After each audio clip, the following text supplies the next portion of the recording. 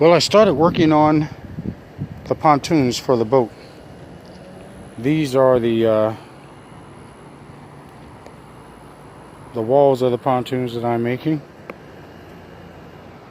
here, so that they are 1 foot by 1 foot. They are 1 foot by 1 foot, and it's going to have a slanted triangle on the front so it can go through the water easier. It's going to be squared off in the back. I got one of the boards and got them thin because I was going to fiberglass them, and I'm going to make sure that I seal them so that I can make sure that they are airtight, because I'm going to put air in them. I have the 4 backbones that are going in, and this is another new sheet that I have, and you can tell they're not very thick. You can tell they're not very thick. And I'm going to make the pontoons where when they are on the side of the boat, they will extend from the section of where it sits. This is the board that I'm bending, which is also the same kind of wood as this, that I'm bending for the floor inside of the boat. And I'm going to seal it also in fiberglass after I put the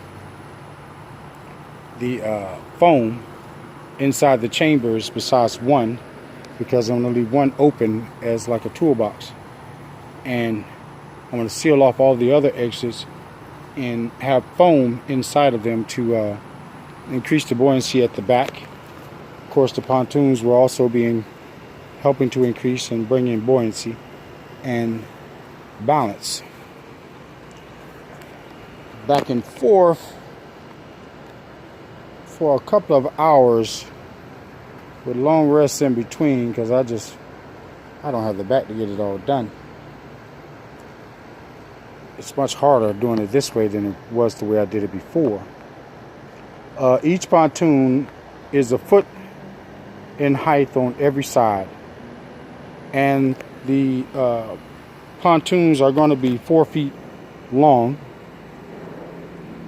and I'm doing 2 of them, and they are all a foot across. Each one of the boards are a foot across, and I'm going to put sealer also inside, so that when I put the valve on to put air inside of the pontoons, there'll be no way for it to leak out. I'm thinking it's something like 20-30 pounds maybe,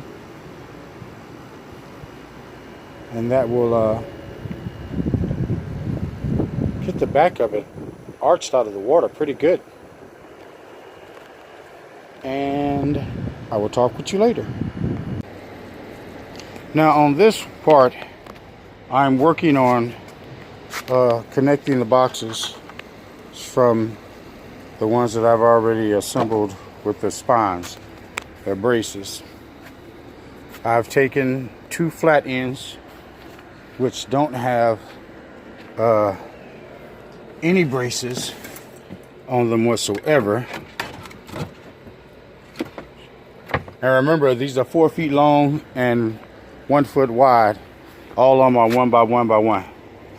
So I have fastened them to the brace with my clamps, and I'm starting to drill the holes for them so I can start attaching the other screws before I add more glue. I use the clamps in order to hold them in place while I make the drill holes. Once I finish with that, the other board that has the spine,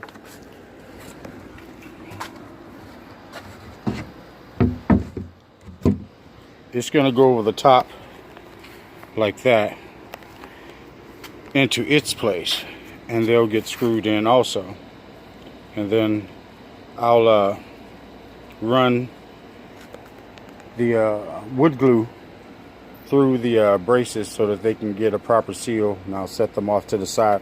I bought some paper, some rolled paper, in order to tape around the corners here, because as you can see, some of the corners are not quite coming together. Even on that side, you can see the spacing down in between there. That spacing may change once I start screwing in the screws with the glue, and I don't know, but I bought the paper with me so that I could put around the corners to stop the glue from adhering to the table while they dry. And I will talk with you later. Here is one of the pontoon boxes that I'm doing. Remember, they're 4 feet long by 1 foot all the way around. And here is the second one. I have the clamps braced in the sides, because these are the sides I have to do on this side and on that side in order to do the screws and the wood glue to seal them up on those parts. I have paper on the bottom to protect my table from having the wood glue leaking through all onto the table, and I have to figure out how to pry them up. That I don't want to be able to have to do. But these are going to be sealed from the spaces that you can see, and I have not put the screws in them yet, but I do have the drilled holes in order to fasten them up tight when I put the wood glue into them. The insides of them are simply like that. I shall put another brace across this side and across that side, so that they'll have a stronger section and won't bend in or bow in, and that will take care of that. And I'm probably also going to put braces across the sides in order to help support them. I have two almost complete pontoon boxes. They will also end up being fiberglassed.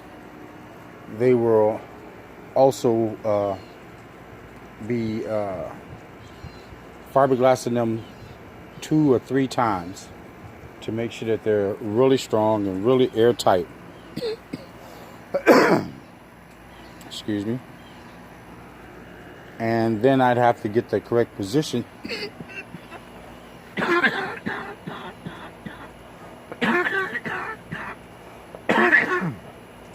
excuse me, on the side of the boat where they will fit. Then I have to do the body frame for how they're going to be mounted on the boat. I have the other longboard that once I get some cardboard, I can start cutting it out for the inside of the boat, so I could use them to fix the boat floor. It will also be fiberglassed on the inside and carpeted over with not vinyl, but it's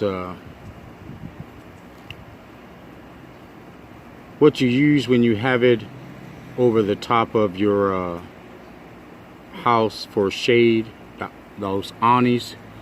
I have that material that I will use the wood glue to seal them to the sides of the boat, and it will give me material on the inside of the boat on the sides, and it's what I want for the floor as well, to give material to surface, which would increase the strength with the wood glue. And then I'd have to get the body work done, which I don't know how long it would take with the fiberglass. because I can only get but so much at a time before I have nothing left and continue with the projects that I'm already working on. But right now, these are the sides that I'm going to be working on. Is this side and is that side. I have to flip this back over.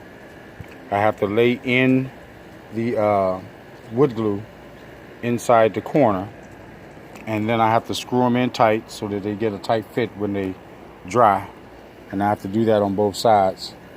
The clamps are helping me great, and I'm getting mesh shapes, as you can see, just a little off in the shaping because I don't have a circular saw with me anymore.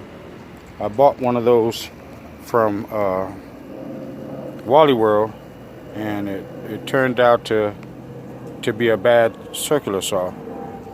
It didn't want to act right anymore, so it was discarded as junk. I won't be buying another one from Walmart anymore when it comes to tools, because they all seem to have a very short life after you buy them.